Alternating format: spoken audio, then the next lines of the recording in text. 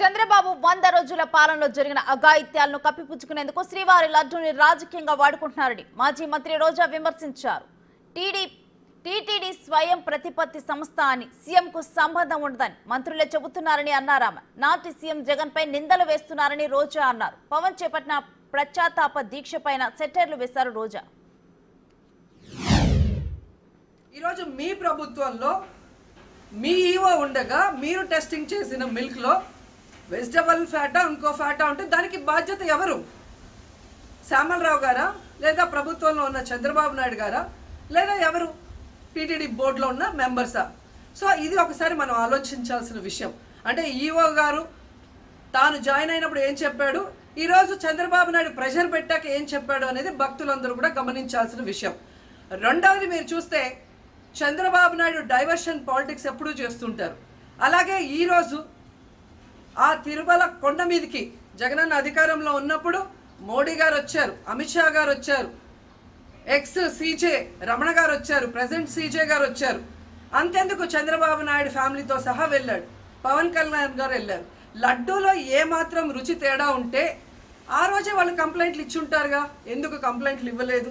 ఇప్పుడు ఆ 5 సంవత్సరాల్లో ఏదో జరిగిందని నింద వేయటానికి ఈరోజు టీటీడీని ఎంచుకొని తిరుమల తిరుపతి దేవస్థాన ప్రతిష్టను దిగజార్చడం ఎంతవరకు కరెక్ట్ అని భక్తులందరూ కూడా ఒకసారి ఆలోచించాల్సిన అవసరం ఉంది.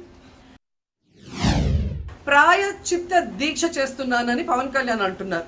ప్రాయశ్చిత్త దీక్ష ఎవరు చేస్తారు? తప్పు చేసిన వాళ్ళు చేస్తారు.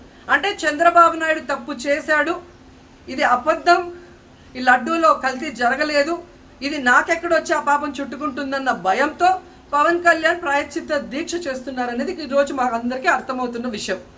ఎందుకంటే ఈ రాష్ట్రంలో తిరుమల కొండ మీద 1000 కాళ్ళ మండపాన్ని కొట్టేసింది చంద్రబాబు నాయుడు, దుర్గా గుడిలో క్షుద్ర పూజలు చేయించింది చంద్రబాబు నాయుడు, విజయవాడలో 25కు పైగా పవిత్రమైన దేవాలయాల్ని కూర్చింది చంద్రబాబు నాయుడు, పూజల్లో బూట్లు వేసుకొని పూజలు చేస్తూ అన్ని తొక్కేసింది చంద్రబాబు నాయుడు గారు.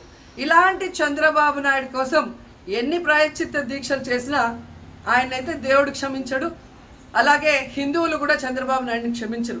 ఆ పాపం నుంచి తప్పించుకోవడానికి పవన్ కళ్యాణ్ చేస్తున్న ఈ 11 రోజుల ప్రాయశ్చిత్త దీక్ష పవన్ కళ్యాణ్కి మాత్రమే పనికొస్తుంది.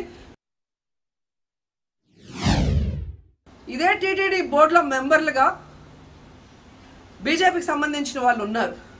మరి ఆ రోజు తప్పు జరిగితే వీళ్ళందరూ ఎందుకు మోడీ గారికి అమిత్ షాకి ఇన్ఫార్మ్ చేయలేదు, ఎందుకు దీని మీద చర్యలు చేపట్టలేదు అనేది నేను అడుగుతున్నా. అలాగే ఈరోజు తెలుగుదేశం పార్టీ అధికార పార్టీలో ఉన్న వేమిరెడ్డి ప్రశాంతి గారు ఆ 5 సంవత్సరాల కాలంలో ఈ పర్చేసింగ్ కమిటీలో 5 సంవత్సరాలు ఉన్నారు. అలాగే ఇప్పుడు మంత్రిగా ఉన్న పార్థసారథి గారు కూడా పర్చేసింగ్ కమిటీలో ఉన్నారు. మరి వాళ్ళని విచారించండి, ఆ బోర్డు మెంబర్లందరినీ బయటకు వచ్చి మాట్లాడమని చెప్పండి, తప్పు జరిగిందా లేదా.